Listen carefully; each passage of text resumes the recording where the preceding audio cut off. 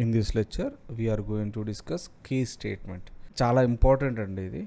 As a develop ఇంజనీర్గా different ఏరియాస్లో case బ్లాక్స్ని మనం యూజ్ చేస్తాం. Case is a keyword. So ఈ కేస్ స్టేట్మెంట్ అంటే ఏంటంటే from the many statement user can pick particular statement. Block of statement number of actions ఉంటాయండి.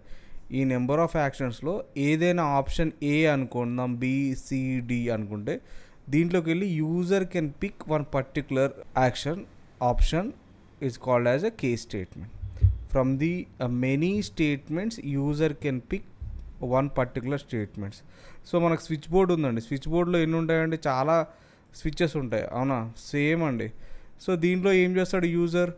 ఏది కావాలంటే అది యూజ్ చేస్తాడు. లేదా లిఫ్ట్ బటన్ అనుకో, లిఫ్ట్లోకి వెళ్తున్నావు అండి. లిఫ్ట్లోకి వెళ్తే ఏం చేస్తావు? నువ్వు you're going to 4th floor. So 4th button press చేస్తే ఆటోమేటిక్గా 4th బ్లాక్ అనేది ఎగ్జిక్యూట్ అవుతుంది. సేమ్ వే ఇక్కడ కూడా కేస్ అంటే అదేనండి. Case is a keyword.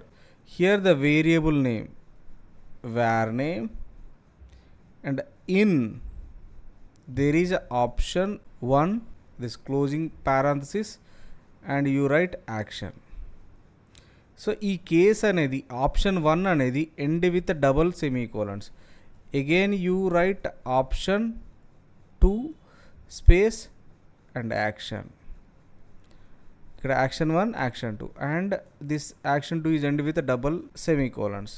And you write n number of option n and there is a closing parenthesis and action n and double parenthesis.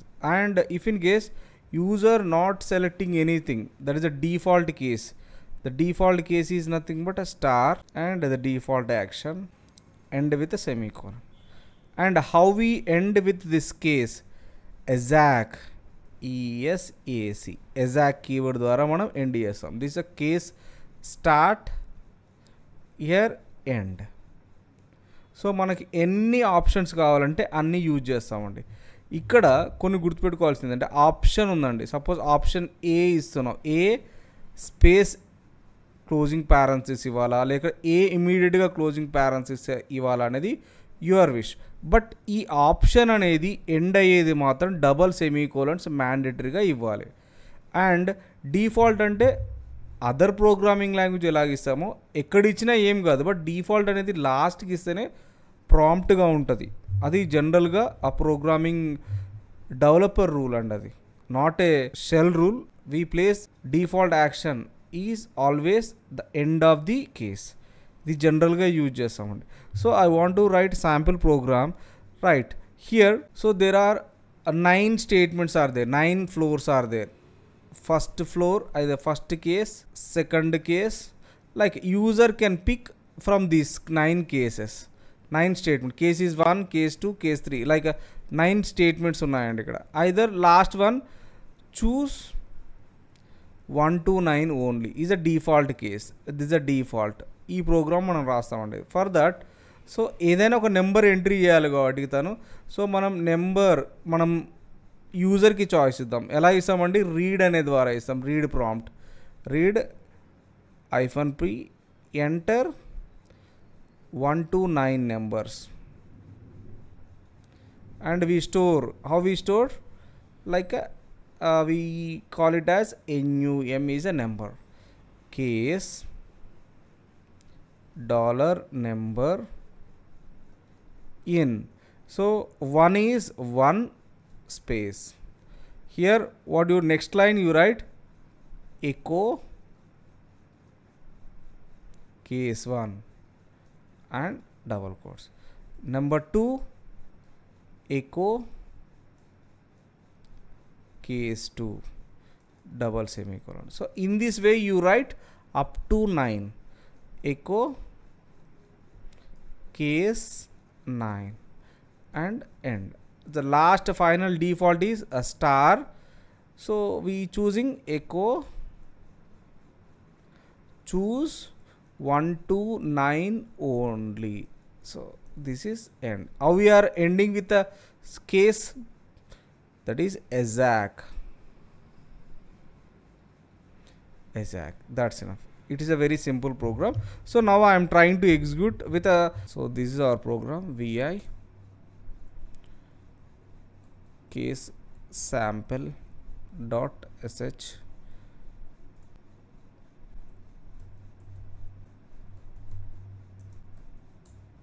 So here case dollar number in.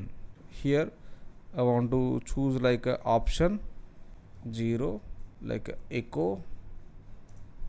case 1, like case 2. I don't want to do this entire program for time being. End this one, star, choose 0 to 2 only. For time being I am changing this. I want to end. How we are ending with ESAC, ESAC, ESAC. Now I am going to save this WQ. Now cat case sample, this is our program. Now I am going to execute sh. Now enter any number, like I am going to enter 2. Now you are in case 2. Suppose I am going to enter like a 10. So choose 0 to 2 only. So here these options are only for 0, 1 only. No. So ఇక్కడ ఏవైతే ఉన్నాయో options ఎన్ని types మనం రాయొచ్చు options అనేవి. So like these patterns అంటామండి వీటిని. Suppose you write like ABC అంటే ఇవేంటి ఆల్ఫాబెట్స్ అండి. ఏ కావచ్చు, బి కావచ్చు, సి కావచ్చు, ఎనీ వన్. లైక్ ఇది రాసాం అనుకోండి ఏబిసి ఆస్ట్రిక్. సో ఇది కాంబినేషన్ ఆఫ్ వర్డ్ కావచ్చు అండి, వర్డ్ అవుతుందండి. Suppose A to Z asterisk, this is a word. 0 to 9 ఇక్కడ ఏమవుతుందంటే 0, 1, 2 ఏదైనా ఒక నెంబర్ కావచ్చు. అదే మనం 0 to 9 asterisk అంటే నెంబర్ అండి, డిఫరెంట్ నెంబర్స్ అయి ఉంటాయి. ఎనీ నెంబర్ అయినా కావచ్చు అది. సో డిఫరెంట్గా ఉంటాయండి ఇలాగా. So like combination of alphabets A to Z, capital A to capital Z, small A 0 to 9. So దీన్ని మనం ఇలా రాస్తే ఎనీ ఆల్ఫా న్యూమరిక్ డిజిట్ అవుతుందండి. అదే మనం ఎక్సెప్ట్ రాసామనుకోండి ఇది ఎక్సెప్ట్ అవుతుంది. ఆస్ట్రిక్ పెడితే మనకి ఇది కాంబినేషన్ ఆఫ్ వర్డ్ అవుతుంది. సో అదే మనకు డిఫరెంట్ అండి, మన ఇష్టం అవుతుందండి. సో 0 to 9 ఆస్ట్రిక్ అంటే ఇది ఒక నెంబర్గా, ఏ టు జెడ్ అంటే వర్డ్గా.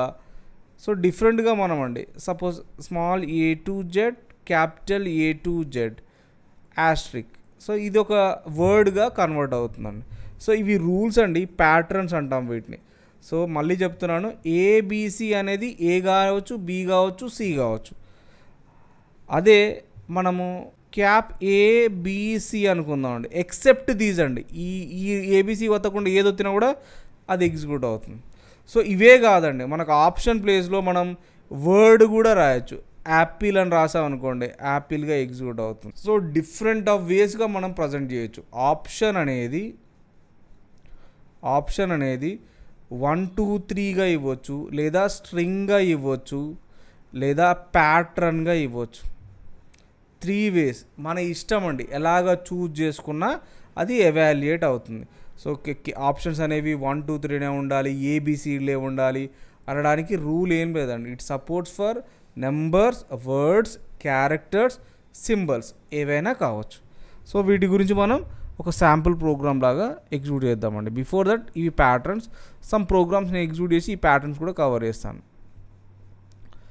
సో వెరీ సింపుల్ అండి ఇక్కడ. సో ఇక్కడ ఒక ప్రోగ్రాంలో ఏదైనా ఒక ఫ్రూట్ని నేను చూజ్ చేసుకోమంటున్నాను. User should enter any fruit like apple, banana and orange. ఈ 3 కాకుండా ఏంటండి, that is not a fruit అంటున్నాను. నేను ఏదైనా జాక్ ఫ్రూట్ రాసినా ఏది రాసినా అది ఫ్రూట్ కాదని చెప్తుంది. Same program I'm trying to execute అండి. Clear. First one cat case 0. So this is our program name. So this is our program. So now I am trying to execute. Now enter fruit name. Suppose I am enter apple. So you choose apple. Next if you entered again, I am writing like so mango.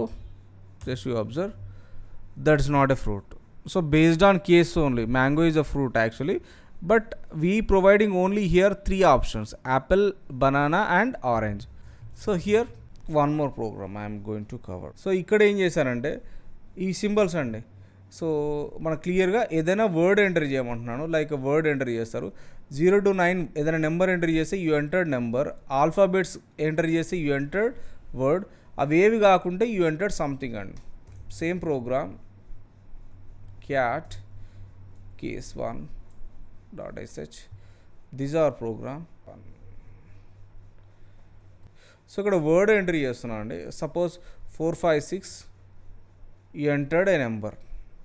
Suppose I'm going to enter only 8, you entered a number clearly.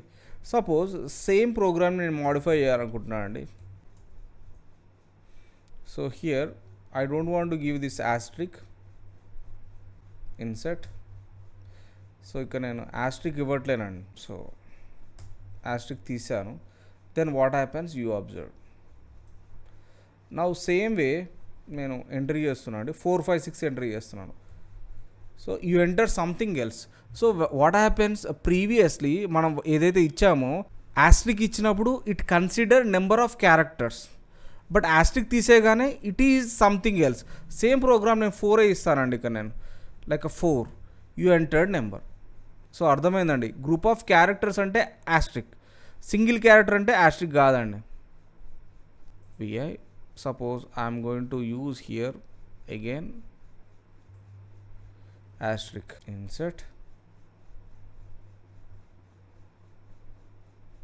asterisk, now wq.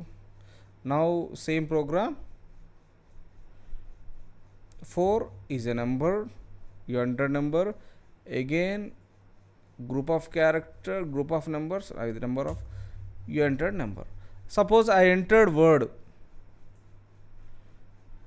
ASD, so something else wrong. Same program vi asterisk use చేస్తాను ఇక్కడ నేను, insert asterisk. Now it consider as words. Suppose ASDF, you entered word. That's patterns అనేవి మనకి ఇక్కడ చాలా important అవుతాయండి. So then one more program. So ఇక్కడ already మనం సేమ్ ప్రోగ్రామ్ ఎవాల్యుయేట్ చేసామండి ఇనీషియల్గా. సో ఇవి ఇంపార్టెంట్ అవుతాయండి మనకు. జనరల్గా యూజర్ దగ్గర నుంచి వెళ్ళి ఈమెయిల్ ఐడీస్ కానీ కలెక్ట్ చేసేటప్పుడు సో అవి ఎలాగ ఉండాలి, ఈ కేస్ స్టేట్మెంట్స్ అండి. @ బిఫోర్ సంథింగ్ ఉండాలి, అండ్ @ తర్వాత something, dot is mandatory and colon. So email address valid చేస్తామండి. ఐపీ అడ్రస్కి ఏంటి ఉంటాయండి, 4 డాట్స్. సో ఎగ్జాక్ట్గా రాదు, నేను శాంపుల్గా చూపిస్తానండి. HTTPకి ఇలా ఉంటే పర్ఫెక్ట్గా అవుతుందండి. And path and date of birth అంటే ఇలాగ ఎగ్జాక్ట్గా ఉండవండి, ఇలా రాయొచ్చు అని చెప్పడానికి మాత్రమే ఈ శాంపుల్ ప్రోగ్రామ్స్ అన్నమాట. If you try this, you copy this and you execute, right. So ఇక్కడ ఏవైతే మనం రాసామో ఇవన్నీ మనకు చాలా హెల్ప్ అవుతాయండి. Thank you so much, have a nice day, bye bye.